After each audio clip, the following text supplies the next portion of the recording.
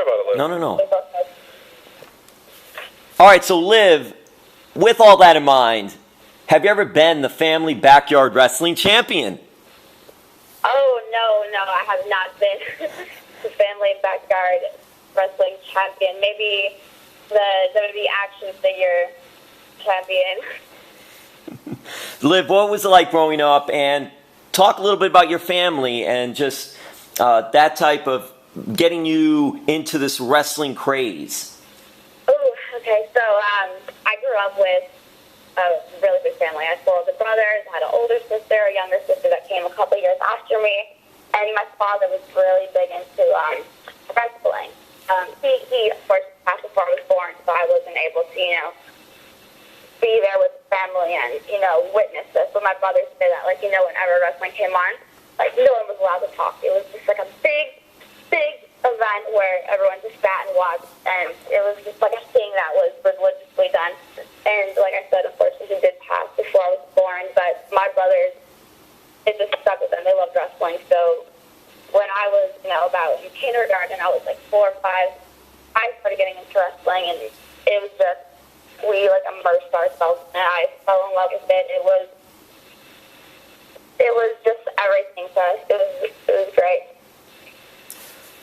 When you were growing up, were you athletic? I think I had natural athletic ability, and I was really competitive. I didn't play in many sports. Unfortunately, my mom was a single parent raising 7 kids, so we didn't have the means, really spend on, athletic equipment and uniforms and do all the recreational activities. But I loved to, play outside. I loved to play with my brothers. We had cheerleading in our high school, which was for free, so I did that, and I ended up picking up really quickly, and it was just something that I did for fun. So that was the extent of my athletic background. I didn't really figure out all that I could do until I came to the Performance Center. Where was high school for you, and what high school? I went to Elmwood Park Memorial High School in Elmwood Park, New Jersey. Now, in the cheerleading, were you a competitive cheerleader, or is it just cheerleading for the football team and the basketball team? It was, we did the football team cheerleading, and we had competition cheerleading. So I was a competitive cheerleader for 3-4 years. Were you a flyer? I was a flyer. And did the team win anything, and did it even get to travel out of state or within the state? We traveled out of state. Unfortunately, the years that I was competing, we did not win anything. But we still had fun, though. Now, would it be fair to say that competitive cheerleading is a sport? Oh, 100%. I don't think that people understand, just the strength and the endurance of physical activity that competition cheerleading specifically takes. A lot of people probably think it's easier than it really is, but once you try it, I think everyone will have a better understanding of just,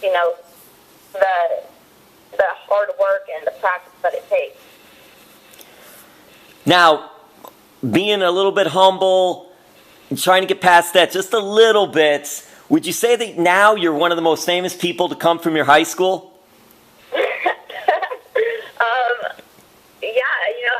Yeah, I do, which is really, really weird because, if you asked me that in high school, where I'd end up, I definitely would not have believed that I would have made it to the WWE, so it's a little bit insane. But yeah, I guess. Cool. I would agree with that because I checked online, and depending if you want to believe Wikipedia or not, really, you're probably the most famous person right now that's from your high school. Oh my goodness, yes. Hard New Jersey, right? Yeah. So, now, how did you get that big break with WWE? Oh, I got super lucky. It's a really funny story, actually. So, before I had come to WWE, I was working at a Hooters racer. And so, every time that wrestling was on, I'd put it on the TV. And, whatever. Some of the girls were like, Gianna, really? But I loved it, and I needed to watch it during my shift. Wouldn't miss it. So I have the wrestling on. A lot of the girls were aware that I was, this super fan. And one day, Enzo Amore walked in at Hooters, and me being, the fan that I watched NXT on Hulu. I knew exactly who he was. I was right next to him, and I introduced myself. And I just was going on and on and on and on about how I love wrestling, I want to be a wrestler. And he was kind enough to pass on my information to Joe DeFranco. Joe DeFranco is a world-renowned strength and conditioning coach, and he actually trains Triple H. So I go to this gym, not having worked out a day before in life. Like I said, I've only done cheerleading for a couple of years. I didn't really know what I was in for. So I worked out this gym for like a week, and I guess Joe is kind of like impressed with my endurance and my strength for, being a girl that's 115 pounds and was 19 years old at the time, someone who's never stepped foot in the gym.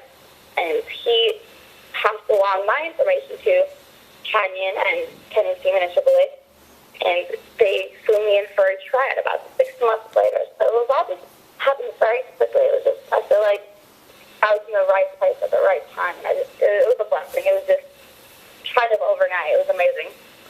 When this is all going down, and then you're actually there, and then you get signed, what is it like for you and your family, and their reaction to all this? It honestly, it was life-changing, and it was kind of hard to grasp. Like, we couldn't believe that,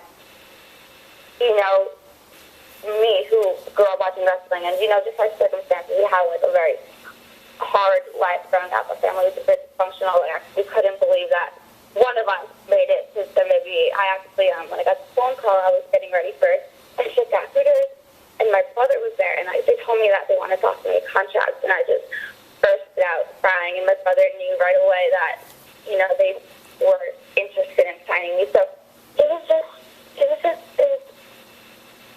I really can't put it into words, like, how it changed my life and my family's life. We're just very grateful. Now, have they seen you wrestle live yet? Yes.